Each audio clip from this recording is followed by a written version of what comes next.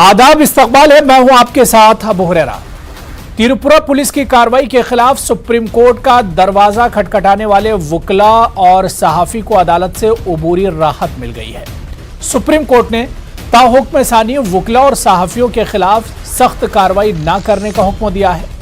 अदालत ने त्रिपुरा हुकूमत को नोटिस जारी करके जवाब भी मांगा है।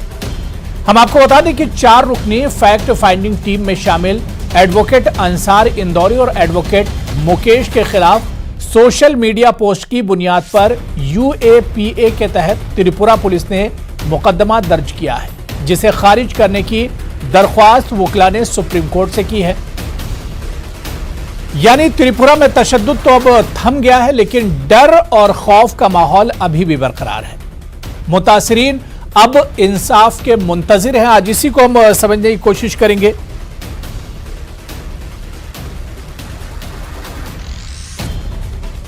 बहुत खास मेहमान मेरे साथ जुड़े हुए हैं। बहुत जल्दी अपने मेहमानों का आपसे तारुफ करा देता हूं। मेरे साथ बीजेपी तर्जुमान इस वक्त पर्सन शुभेंदु शेखर अवस्थी मेरे साथ जुड़े हुए हैं। शुभेंदु शेखर अवस्थी जी, बहुत इस्तकबाल है न्यूज़ 18 उर्दू में। और मेरे साथ सुमन लश्कर, जो कि वर्किंग प्रेसिडेंट हैं त्रिपुरा प्रदेश कांग्रेस कमेटी के, वो भी हमारे साथ जुड़े हुए हैं।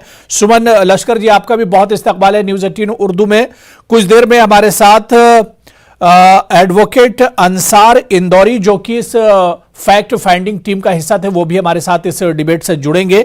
मैं सबसे पहले शुभेंदु शेखर अवस्थी जी, आपसे शुरुआत करना चाहूंगा कि जिस तरह त्रिपुरा में हंगामा हुआ और उसके बाद अब सुप्रीम कोर्ट ने आज एक बड़ी राहत दी है फैक्ट फाइंडिंग टीम से जुड़े हुए, जिन पर पुलिस ने कार्रवाई की थी, मुकदमा किया था, उस पर एक रोक लगा दी है सुप्रीम कोर्ट ने। क्या ये त्रिपुरा गवर्नमेंट के लिए और वहां के जो एडमिनिस्ट्रेशन है उसके लिए एक बड़ा झटका माना जाए इसे? नहीं, झटका नहीं है। आप देखिए, सुप्रीम कोर्ट ने जो पर्टिकुलरली इस पूरे स्टेटमेंट में कहा है कि जब तक अगली सुनवाई तक कोई एक्शन ना लिया जाए, और सुप्रीम कोर्ट भी उस पूरे मुकदमे में क्या चीज कही गई है, क्यों लिया गया है, क्यों गिरफ्तार किया गया है, क्या मैटर है, इसको अंडरस्टैंड करना चाहती है। इसके लिए मेरे को लगता है कि उसने समय लिया है। और यदि सुप्रीम कोर्ट, एक हमारे देश की एक बड़ी अच्छी बात है कि एक लोकतंत्र है, और लोकतंत्र के ऊपर एक जुडिशरी है और सबको अधिकार है। तो जिनको ये त्रिपुरा पुलिस ने पकड़ा है और उसके ऊपर इल्जाम लगाए हैं एक विशेष कानून के तहत, सुप्रीम कोर्ट में वो अपना मुकदमा दिया है और सुप्रीम कोर्ट ने उसको राहत दी है इस बात को कह के। तो ठीक है, सुप्रीम कोर्ट इस पर सुनवाई करेगी। आपको और हमको देखना चाहिए उस पर तो क्या गलत क्या है। मतलब वहां की त्रिपुरा पुलिस ने यदि किसी को किसी पर्टिकुलर जुर्म के अंतर्गत वो गिरफ्तार किया है, उस पर इल्जाम लगाया है, और सुप्रीम कोर्ट कह रही है कि अभी आप 15 दिन, जब तक हमारी अगली सुनवाई नहीं होती है तब तक उस पर एक्शन ना लिया जाए, तो हम लोग वेट करेंगे। सुप्रीम कोर्ट की हर बात मानते हैं। ठीक है, मेरे साथ एडवोकेट अंसार इंदौरी, जो कि सेक्रेटरी है national confederation of human rights organisations के, वो भी मेरे साथ जुड़ चुके हैं। और आपको बता दें कि जो टीम फैक्ट फाइंडिंग टीम ने त्रिपुरा का दौरा किया था, उस टीम का हिस्सा भी एडवोकेट अंसार इंदौरी हैं। वो मेरे साथ इस वक्त फोन लाइन पर जुड़े हुए हैं। एडवोकेट अंसार इंदौरी जी, आपका भी बहुत इस्तकबाल है न्यूज़ 18 उर्दू में। मैं सुमन लश्कर जी, बहुत छोटा सा एक रिएक्शन आपसे। जो बात शुभेंदु शेखर अवस्थी कह रहे हैं कि सुप्रीम कोर्ट का आज का जो बयान है, जो रिमार्क है, और सुप्रीम कोर्ट ने जो कहा है कि जिन लोगों पर कार्रवाई की है, खासतौर से मीडिया से जुड़े हुए पर्सन और इसके अलावा जो एडवोकेट्स हैं, उन पर कोई कार्रवाई अब नहीं होनी चाहिए। क्या ये आपकी नजर में वहां का एडमिनिस्ट्रेशन, पुलिस ने जिस तरह से UAPA का इस्तेमाल किया, 100 से ज्यादा लोगों पर UAPA लगाया गया, तो क्या ये त्रिपुरा एडमिनिस्ट्रेशन के लिए झटका न माना जाए इसे? जी, मेरे हिसाब से ऑनरेबल सुप्रीम कोर्ट ने ये जो कानून है, ये इसके ऊपर काफी लोगों को आपत्ति है और पूरे देश में इसको लेकर चर्चा है। Recently retired justice RF Nariman ji ने भी इसके ऊपर सवाल उठाए और उन्होंने बोला कि it should be strike down along with the sedition law. तो इस तरह का जो कानून है, जो बेसिकली लोगों का जो आवाज उसको दबाने के लिए एडमिनिस्ट्रेशन या शासन यूज करता है, उसको कहीं ना कहीं अंकुश लगनी चाहिए। और शायद आज की जो सुप्रीम कोर्ट की जो बयान है या उनका जो ऑर्डर है, उससे यही प्रतीत होता है कि सुप्रीम कोर्ट भी इस चीज को थोड़ा सा अच्छे से जांच पड़ताल करके इसको स्लो जाना चाहते हैं इस चीज को लेके। तो मुझे लगता है राज्य सरकार के लिए भी और पुलिस एडमिनिस्ट्रेशन के लिए भी अगर इस तरह का कानून इस धाराओं के अंतर्गत लोगों को बुक किया जाता है उसमें थोड़ा सोच समझ के करना चाहिए, क्योंकि इसमें एडमिनिस्ट्रेशन के लिए भी एक जिस तरह से बोलिए एक झटका तो है ही ऑनरेबल सुप्रीम कोर्ट की तरफ से। बिल्कुल, और सुप्रीम कोर्ट भी चाहता है कि जिस तरह से उसने कार्रवाई की है कि बहुत बारीक बीनी से इसमें तमाम चीजों को देखा जाए, क्योंकि बहुत हसास मामला है। मैं एडवोकेट अंसार इंदौरी जी आपके पास आऊंगा, क्योंकि आप खुद ग्राउंड जीरो पर गए, वहां के हालात आपने देखे, एक बाकायदा आपने रिपोर्ट तैयार की। जिस तरह से सुप्रीम कोर्ट ने आज, जो सुप्रीम कोर्ट का रिमार्क है, सुप्रीम कोर्ट ने जो कुछ कहा और आप लोगों को एक राहत मिली है, इसे किस तरह से देखा जाए अंसार साहब? देखिए, सबसे पहले तो हम सुप्रीम कोर्ट का शुक्रिया अदा करना चाहते हैं कि सुप्रीम कोर्ट ने जो है हम लोगों की सच्चाई जो थी उसको एक्सेप्ट किया है, और हम लोगों ने जो पहली प्रेयर की थी कि जिस तरीके से और मामलों के अंदर यूएपीए में क्रैकडाउन हुआ है, उस क्रैकडाउन से हम लोगों को जो है रिलीफ दिलाई जाए, तो सुप्रीम कोर्ट ने इसको माना है। और ये जो आज आदेश दिया है वो इस बात की दलील है कि प्रेमे फेसिया जो है सुप्रीम कोर्ट ने वहां की सरकार का जो झूठ था उस झूठ को जो है समझा है, और समझ करके ही ये डिसीजन जो दिया है। बिल्कुल, तो इसे को उबूरी एक राहत अंसार साहब इसे माना जाए, या आगे भी इसमें और राहत मिलने के चांसेस हैं? क्योंकि सुप्रीम कोर्ट ने कहा है कि आगे जिस तरह से फिर सुनवाई होगी तो आगे देखा जाएगा कि इसमें क्या कुछ निकल कर आता है। नहीं, इसमें नोटिस किया है। पहले 4 जो है रेस्पोंडेंट इसके अंदर थे, अभी 5 जो है भारत सरकार को भी इसके अंदर जो है पार्टी बनाया गया है।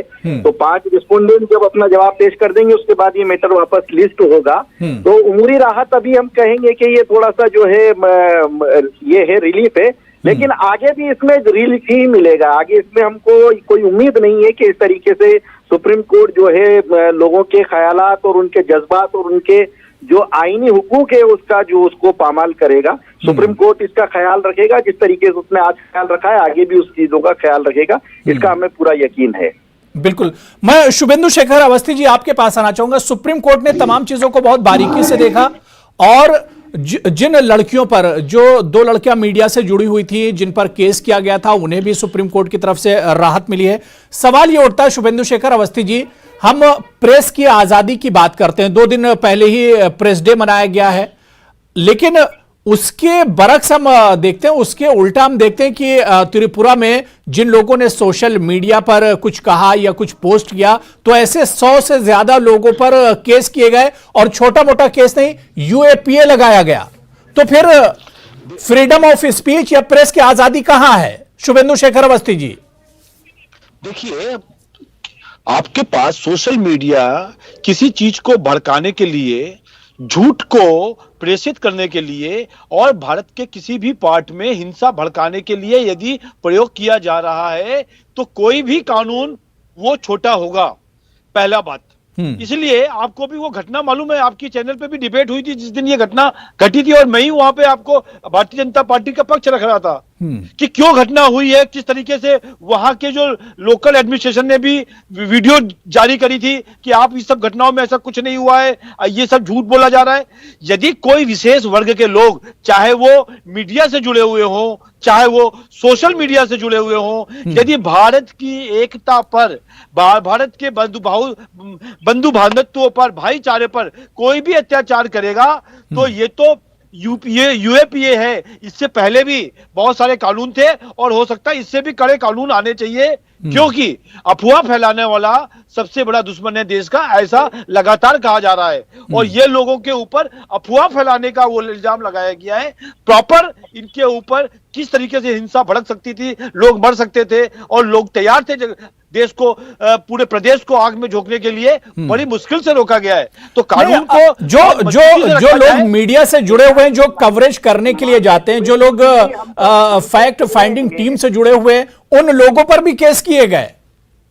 देखिए, मैं आपको एक बहुत बात बताता हूं, मैं अंसार जी आ रहा हूं। जी मैं यही कहना चाह रहा हूँ बुरेरा साहब के शुभेंदु जी को हम बताना चाह रहे हैं कि ये जो झूठ बार बार सरकार फैला रही है, कि हम अफवाह फैला रहे हैं, आप साबित कीजिए ना हमारी किस बात के अंदर गलती है। हमारी कौन सी टेक्स्ट जो हमने निकाल करके दी है वो गलत है, हमने कौन सी तस्वीर ऐसी लगाई है जो फर्जी है, हमने कौन सा वीडियो ऐसा चलाया है जो उसके अंदर दिखता है कि ये फर्जी है। हमने हमारी आंखों से जो देखा है, कानों से जो सुना है, वो सारी चीजें हमने हमारी रिपोर्ट में डाली है। और टंकी के चोट पर हमने कहा है कि वहां पर मस्जिदें जली है, टंकी की चोट पर हमने वहां पर कहा दुकानें जली है, टंकी की चोट पर हमने वहां पे कहा कुरान जले हैं। आप क्यों झूठ बोल रहे हैं? हम अफवाह फैला रहे हैं। हम बिल्कुल बिल्कुल आपको मैं वही बता रहा हूँ, हम सच्चाई बता रहे हैं। आपको वही बता रहा हूँ। भारतीय जनता पार्टी वहां पर अफवाह फैला रही है, आपकी भारतीय जनता पार्टी अपनी करतूतों को छुपाना चाह रही है।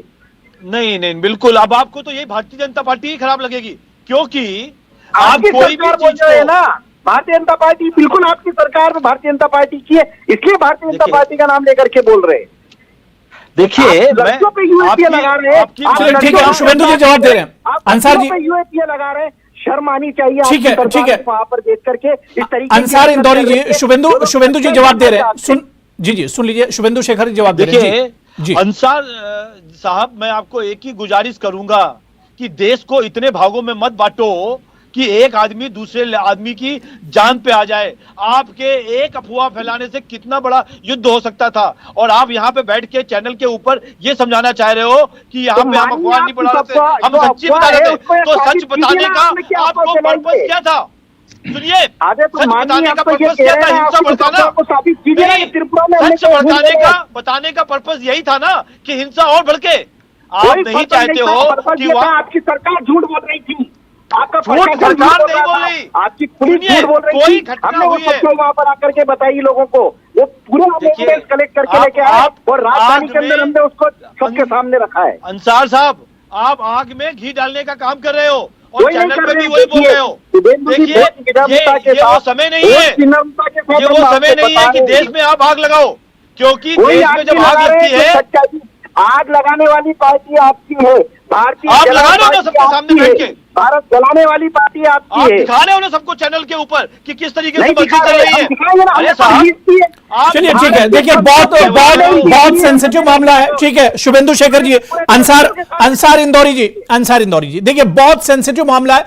आग लगाने के लिए हम नहीं बैठे, हम यहां पर मोहब्बत का पैगाम लेकर बैठे कि जो लोग मुतासिर हैं, जिनके साथ वहां पर जुल्म हुआ है, जिनके घरों में आग लगाई गई, जो मुतासिर हैं, जो परेशान हैं, जो बेघर हो गए, उन्हें इंसाफ कैसे मिलेगा? और सुप्रीम कोर्ट ने आज उस पर एक तरह से उसकी शुरुआत कर दी है। सुप्रीम कोर्ट ने और जाहिर सी बात है, जब तक ये अदालतें हैं तब तक उम्मीद का दामन हम नहीं छोड़ सकते हैं। सुप्रीम कोर्ट ने बाकायदा जो लोग इसमें जिन पर केस किए गए थे, उन लोगों को फौरी राहत सुप्रीम कोर्ट ने दी है। मैं सुमन लश्कर जी आपके पास आना चाहूंगा। सुमन जी, त्रिपुरा में जो तशद्दुद हुआ, त्रिपुरा में जो फसाद हुआ, वो तो अब एक तरह से थमता हुआ नजर आ रहा है, लेकिन इस पर हम देख रहे हैं कि जो पॉलिटिक्स है वो अभी भी चल रही है, अभी भी इसे भुनाने की कोशिश की जा रही है।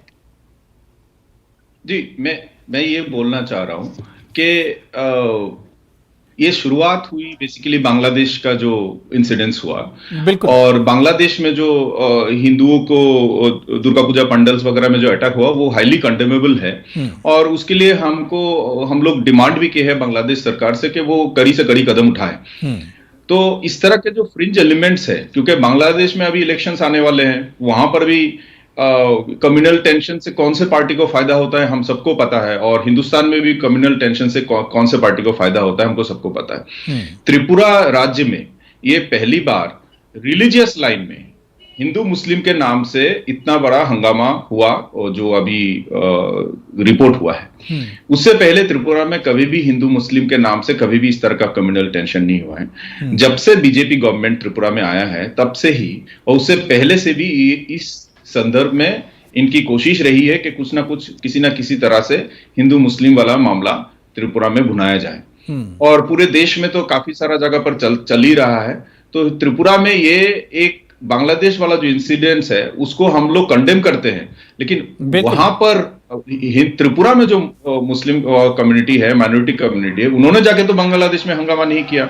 यहाँ तो सब लोग शांति से अमन से रह रहे थे, लेकिन त्रिपुरा में जो मुस्लिम कम्युनिटी है उनके ऊपर भड़काव, भाषण देना, स्लोगन देना, और उनके जो बाकी रिपोर्ट हुआ ही है, दुकानें जलाना और वो सब, ये काफी कंडेमेबल है।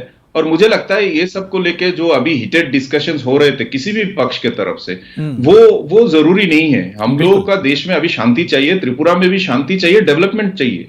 हम लोग काफी पिछड़े हुए स्टेट में माने जाते हैं, तो हम लोगों को डेवलपमेंट चाहिए। वहां नौकरी की कमी है, गांव में पानी की कमी है, काफी बड़ा इलाका है जो ऑटोनोमस डिस्ट्रिक्ट काउंसिल के अंडर में आता है, जहां इंडिजिनियस लोग जो ट्राइबल पॉपुलेशन रहते हैं, वहां पर स्वास्थ्य व्यवस्था, जो एजुकेशन का हालत, अभी रिसेंटली डेंगू और मलेरिया का प्रभाव से काफी लोगों को, बिल्कुल ये सब को लेके कोई नहीं बात करे। नहीं, ये मैं रखना चाहता हूँ, ये सब बात को लेके कोई नहीं बात करना चाहता है। जिनको बांग्लादेश में अपना इलेक्शन जीतना है वो एंटी हिंदू एक्टिविटीज करेंगे, और जो इंडिया में है वो आप तो देख ही रहे हैं जो हो रहा है सब कुछ।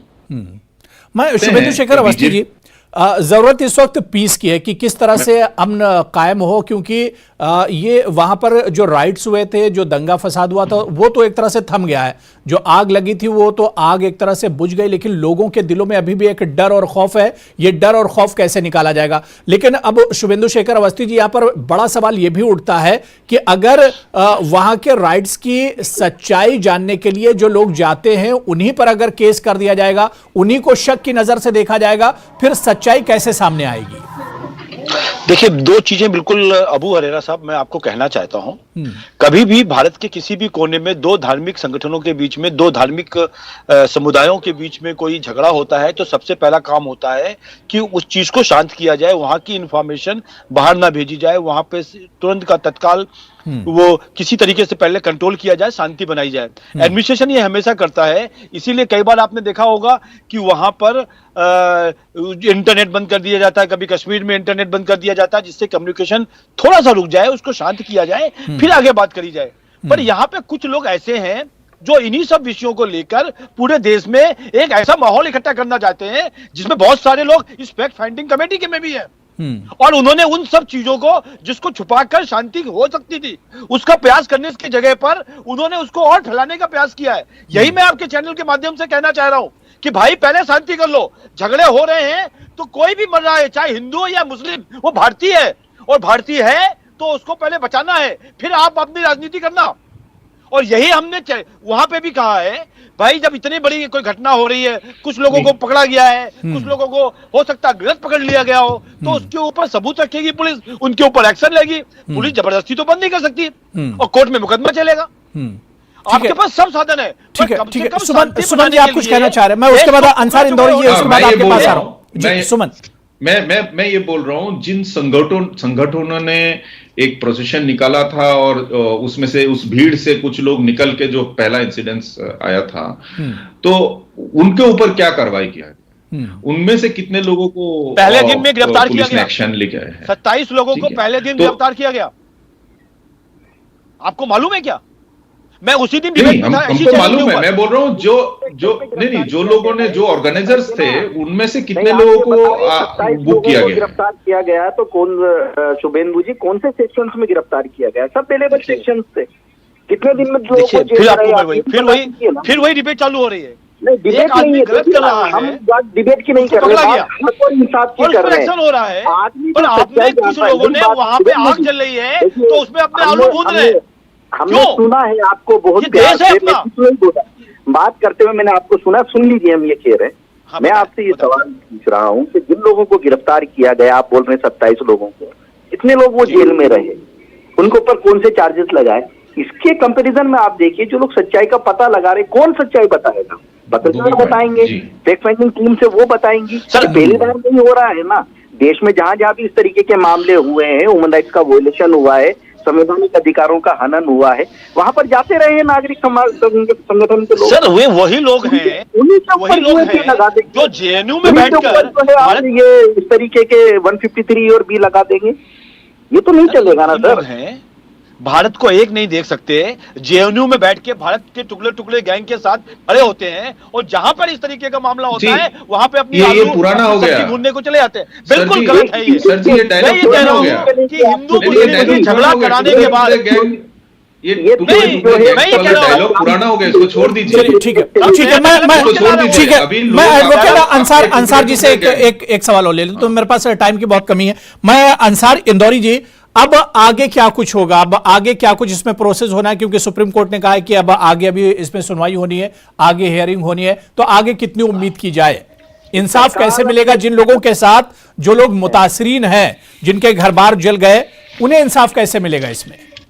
ये तो सरकार की जिम्मेदारी है। भारत का जो भी नागरिक है उस नागरिक की जान और माल की हिफाजत स्टेट की है, यानी सरकार की जिम्मेदारी। तो वहाँ की सरकार अपनी जिम्मेदारी को निभाए, जिन लोगों का जितना नुकसान हुआ है उनकी भरपूर जो है मुआवजा दे।